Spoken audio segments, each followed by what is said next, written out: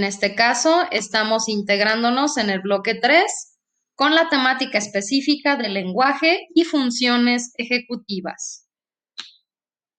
Los temas que vamos a trabajar en este bloque son la neuropsicología del lenguaje, la patología del lenguaje, los lóbulos frontales y conexiones, patología del córtex frontal y, por último, el desarrollo neuropsicológico de funciones frontales y ejecutivas.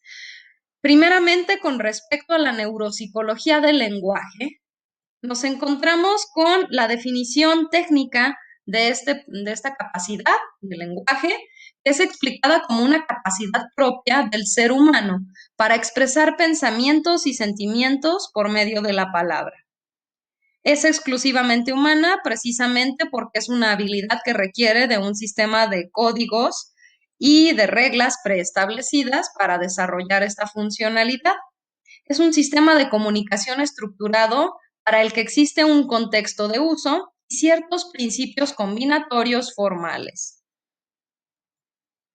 Estas son las principales estructuras cerebrales involucradas en el procesamiento del lenguaje, las cuales se consideran áreas primarias del lenguaje. Primeramente nos encontramos en la corteza del lóbulo temporal posterior, el área de Wernicke, que se encarga del procesamiento de entrada del lenguaje, es decir, la interpretación y la percepción del mismo. Está ubicada en el área número 22 de Brodmann y está muy cercano y relacionada con la corteza auditiva.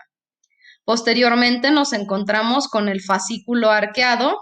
Este fascículo arqueado establece comunicación entre el área de Wernicke y el área de Broca para poder hacer un procesamiento integral de la información comunicativa. Posteriormente está el área de Broca en la zona frontal o lóbulo frontal inferior, en la parte posterior del mismo, con la ubicación en el área 44 de Brodmann. El área de Broca es el área motora del lenguaje. ¿Qué quiere decir esto? Que es la encargada de procesar la estructuración de salida de esta capacidad, de poder generar respuesta o articular respuesta en el lenguaje y con esto darnos a conocer y expresarnos. Está muy cercana a la corteza motora y la corteza premotora, precisamente porque requiere relacionarse con estas para poder hacer los movimientos gestuales propios para la articulación de la palabra y del lenguaje en general. Tenemos también a la corteza visual participando en la lectura, en la percepción de los símbolos, en la percepción también de los movimientos para captar el lenguaje no verbal y lenguaje corporal como una de las estructuras que estarían participando en este procesamiento. ¿Qué componentes tiene el lenguaje? Bueno, primeramente vemos que existe una separación técnica que permite reconocer 3 dimensiones en esta habilidad. La primera de ellas es la forma. La forma comprende a la fonología, morfología y sintaxis, es decir, los sonidos que se emiten, la estructura que tienen las letras y las palabras y la forma en la que se van a unificar y a reglamentar estas. Posteriormente está el contenido, que hace referencia a la semántica, que hace alusión precisamente a su estructuración de manera global e integrada, y por último su uso, que es la parte pragmática, que se refiere precisamente a la utilidad, a la selección específica que se hace de acuerdo a lo que se quiere comunicar en momentos específicos. Posteriormente vamos a conocer la patología del lenguaje. Existen algunas patologías o alteraciones en el funcionamiento del lenguaje que se relacionan con alteraciones que no son propias del nivel de la corteza cerebral. Aquí encontramos las principales. Una de ellas es la disartria. La disartria se debe a un problema en la articulación del lenguaje debido a sistemas que comunican a la corteza cerebral con el sistema fonoarticulador, pero que no están propiamente en la corteza, sino en estas zonas de conjunción. Después nos encontramos con las disglosias. Las disglosias son alteraciones en el lenguaje que se deben a malformaciones o alteraciones en el aparato fonoarticulador, es decir, en la estructura de la boca, lengua, faringe, paladar, el frenillo extendido, labio leporino, son algunos ejemplos clásicos de disglosias. Después está la dislalia, que es un problema para articular adecuadamente el lenguaje, pero esta es provocada por carencias de corte estimulativo, es decir, puede deberse a que hay una alteración en la percepción debido a dificultades auditivas, visuales o bien a la pobreza de estimulación que impide que la articulación de palabras sea la correcta. Después estaría la ecolalia, que consiste en la repetición constante de estímulos auditivos sin hacer propiamente un procesamiento cognitivo de los mismos o sin modular esta repetición. Y la palilalia, que consiste en repetir solamente sílabas, generalmente son las últimas sílabas de las palabras emitidas por un interlocutor de una manera repetitiva y poco controlada por el sujeto que las desarrolla. Posteriormente nos encontramos con las alteraciones o las patologías en el lenguaje que se deben a daños a nivel cortical. Principalmente en esta categoría se encuentran las afasias. Y una afasia es un trastorno que se genera a consecuencia de una lesión en las partes del cerebro que son responsables para la estructuración del lenguaje y por lo tanto puede causar problemas con cualquiera o con todas las destrezas que conlleva el lenguaje, como por ejemplo la expresión, la comprensión, la lectura y la escritura. Existen diversos tipos de afasia según la zona de la corteza que se vio afectada. Por ejemplo, se encuentra la afasia de Broca. Esta se debe a un daño en el área de Broca anteriormente mencionada y por lo tanto esta se va a manifestar con alteraciones en la emisión del lenguaje, la pronunciación de palabras, puede haber ecolalia, puede haber palilalia como manifestación, hay una adecuada comprensión del lenguaje porque el área de Wernicke está funcional. El problema se da en la emisión o respuesta del mismo. Después estaría la afasia de Wernicke, que se debe a un daño en esta zona y la consecuencia principal es una alteración en la percepción del lenguaje. La persona deja de comprender o tiene dificultades para comprender lo que un interlocutor le emite, puede percibir como símbolos aislados, pero sin coherencia y sin significado para él lo que está recibiendo de su interlocutor. Posteriormente está la afasia transcortical sensorial, que se debe a daños o alteraciones en los circuitos neurales que están circundando o rodeando al área de Wernicke y lo que van a hacer es dificultar la comprensión. Se puede dar, pero de manera difícil y hay adinamia. La adinamia se refiere a que el lenguaje puede darse, pero va a disminuirse en su fluidez. Posteriormente también se encuentra la afasia transcortical motora. Esta se caracteriza por una disminución en la capacidad comprensiva del lenguaje debido a daños en zonas cercanas al área de Broca. Puede alterarse la lectura, sobre todo la lectura en voz alta. ¿Por qué? Porque se puede comprender lo que se está leyendo, pero al momento de quererlo emitir hay dificultades en la locución. Está la afasia nómica, que se caracteriza por alteraciones en la denominación. Generalmente son daños en zonas vecinas a las áreas del lenguaje que no tienen mayor gravedad, pero que sí están afectando en el sistema de asociación lingüística. Y aquí el problema está exclusivamente en la emisión de sustantivos, los nombres de los objetos, de las personas e incluso los nombres de acciones concretas. Lo que tiende a hacer una persona con afasia anómica es generar circunloquios. Los circunloquios es decir repetitivamente la última frase antes de emitir el nombre, el cual es olvidado o al parecer no fácilmente integrado por quien está tratando de hablar o de comunicarse. Puede comprender el lenguaje y el problema está en la emisión de sustantivos. La afasia global, que se debe a un daño masivo en las zonas del lenguaje y por lo tanto va a generar secuelas de mayor impacto. Habrá dificultades tanto en la comprensión como en la expresión del lenguaje y se va a ver significativamente disminuido e incluso ausente. Generalmente la causa más común de una afasia global es un accidente cerebrovascular que compromete zonas de irrigación sanguínea cerebral mayores y que por lo tanto está afectando todo este circuito. Y la afasia de conducción, que se debe a un daño en la zona del fascículo arqueado, que como veíamos hace un momento, comunica las áreas de Wernicke con el área de Broca. Aquí se va a dar comprensión del lenguaje, pero se generará también dificultad para la lectura, sobre todo la lectura en voz alta por las severas afecciones en la comunicación entre la comprensión del lenguaje y la expresión del mismo. Generalmente, estas personas pueden presentar mutismo selectivo, es decir, optan por permanecer en silencio por las dificultades que tienen entre la comprensión y expresión de su lenguaje, a pesar de que estas funciones aparentemente están en buen estado, pero el sistema de comunicación que existe entre las mismas es el que se ve mayormente afectado en este tipo de afasia. Vamos ahora a entrar al tema de los lóbulos frontales y su sistema de conexiones. Esta es la ubicación que tienen los lóbulos frontales. Sabemos que los lóbulos frontales se subdividen en dos áreas funcionales. Por una parte están las áreas motoras en la parte posterior del lóbulo frontal, que son propiamente la corteza motora primaria, que es el área 4 de Brodmann, y la corteza premotora, que es el área 6 de Brodmann. Y en la zona anterior de los lóbulos frontales se ubica lo conocido como corteza prefrontal, que mayormente tiene a su cargo el desarrollo de las funciones ejecutivas. Vamos a profundizar un poco sobre la corteza motora y la premotora. Como mencionábamos hace un momento, propiamente el área 4 de Brodmann es la corteza motora primaria, y su tarea principal es la ejecución de movimientos y control de secuencias en los mismos. Después se encuentra el área 6, corteza premotora, que se encarga de la planeación, la coordinación y el ajuste motor. Junto con ellas está colaborando el área 8, que es el área motora suplementaria.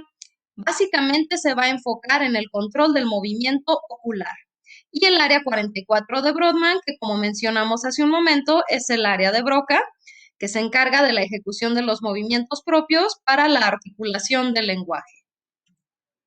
Y en la corteza premotora, responsable de las funciones ejecutivas, encontramos las siguientes labores que son las que se engloban en este tipo de funcionamiento.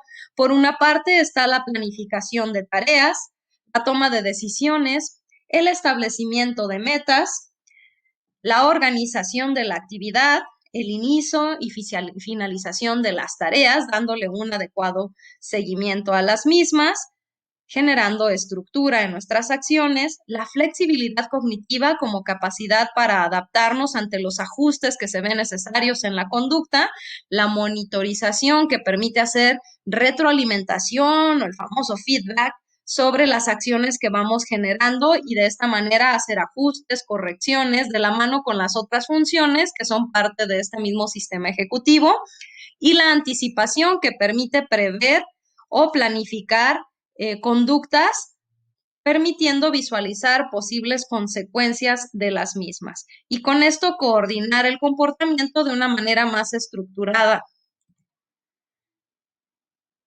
¿Cómo se puede dar la patología en el córtex frontal? Vemos que en particular en el sistema de la corteza prefrontal, encargado de estas funciones ejecutivas anteriormente mencionadas, el daño que se puede dar va a depender de la zona de la corteza prefrontal que se afecte, pues cada una de estas zonas tiene tareas específicas.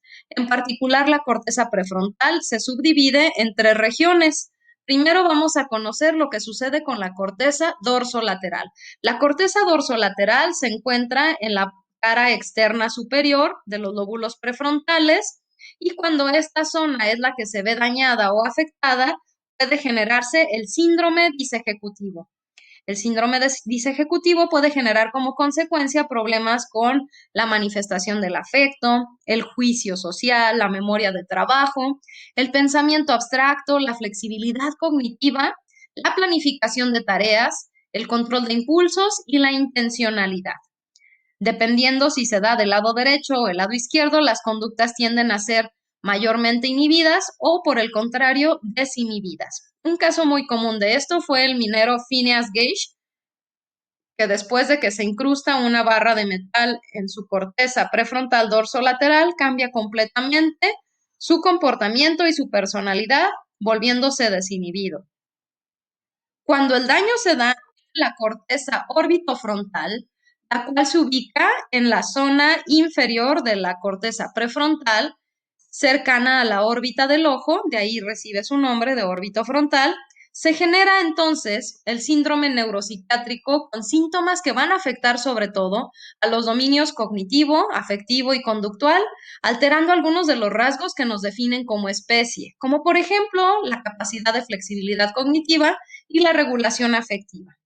Quiere decir que cuando hay daño en la corteza orbitofrontal, las conductas suelen ser socialmente torpes o inadaptadas. Podemos cognitivamente funcionar de manera eficiente, tener capacidad de aprendizaje, pero dificultad para hacer un filtraje entre lo que es relevante y lo que no, y tener un trato hacia los demás quizá carente de empatía o con mucha torpeza o poca habilidad para relacionarnos socialmente con los otros. Esas son las manifestaciones que se dan más comúnmente cuando hay daño en esta región. Y cuando el daño se da en la corteza ventromedial, que se ubica en la parte inferior de los lóbulos prefrontales, inferior interna, esto se vincula a daño en el córtex con control de impulsos. Y también se va a alterar el comportamiento, generando conductas mayormente de tipo antisocial y relacionadas con conductas delictivas. Incluso se han relacionado las alteraciones en esta área con los sujetos que cometen crímenes extremadamente violentos, es decir, investigaciones hechas por algunos neurofisiólogos, entre ellos Rein y San Marín, detectan que precisamente en muchos de los casos de personas que cometen crímenes de alta peligrosidad, se detectó que existía un daño en esta zona de la corteza prefrontal, en la zona ventromedial. De ahí la importancia de su adecuado funcionamiento, pues permite tener un ajuste comportamental adecuado. Por último, vamos a enfocarnos en el desarrollo neuropsicológico de las funciones frontales y ejecutivas.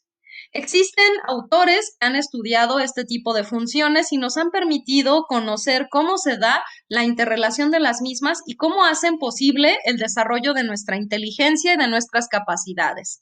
Uno de ellos es Joaquín Fuster, el neurofisiólogo español, que nos explica el funcionamiento de la corteza prefrontal como un sistema que trabaja en circuito de redes y que regulan la modulación de la conducta. Él en particular aporta estudios muy valiosos con respecto a la memoria de trabajo, señalando esta capacidad como aquella que nos permite relacionar o conectar la información contenida en la memoria a largo plazo con los estímulos recientemente recibidos y poder hacer un ajuste, un equilibrio y un monitoreo en el proceso de aprendizaje y respuesta. Dentro de los sistemas de neurotransmisión de la corteza prefrontal, vamos a ver cómo se especializa esto de acuerdo a la región. Por ejemplo, la corteza prefrontal derecha tiene mayor representación de circuitos de noradrenalina, por lo que se relaciona más con las conductas contexto dependientes y por lo tanto en esta zona vamos a tener mayor facilidad para reaccionar ante la novedad de los eventos del ambiente. Cuando existe algún estímulo que nos parezca novedoso o que pueda llamar nuestra atención, vamos a reaccionar en consecuencia, sobre todo por estimulación en la corteza prefrontal derecha ante la activación de circuitos de noradrenalina. Por otra parte, la corteza prefrontal izquierda tiene mayor representación de circuitos de dopamina y esto se relaciona más con conductas rutinarias y conexiones que son contexto independientes, que quiere decir que nos va a permitir reaccionar más de manera preprogramada o de manera preestimulada, ajustándonos hacia actividades que ya están más automatizadas. Algunos estudios han determinado que hay una relación muy importante entre la serotonina y el funcionamiento de la corteza prefrontal, en particular en la corteza orbitofrontal. Pues esta zona de la corteza orbitofrontal, cuando se ve insuficiente en la neurotransmisión de serotonina, puede darse una alteración en el control de los impulsos. Esto es muy común, por ejemplo, en casos de personas que se someten a periodos prolongados de poco sueño o de no dormir bien. Sabemos que la serotonina se procesa mayormente durante el sueño mediante la síntesis de melatonina. Esta síntesis de melatonina produce moléculas de triptófano y el triptófano es esencial para la síntesis de serotonina. Pues bien, cuando no dormimos bien, los niveles de serotonina se ven desfavorecidos y por lo tanto hay mayor tendencia a la irritabilidad y bajo control de impulsos, debido precisamente a los bajos niveles de serotonina en la corteza orbitofrontal. Bien, pues dejamos hasta aquí esta parte de revisión. Les agradezco su atención y te invito a seguirte profesionalizando en el desarrollo de la neuropsicología.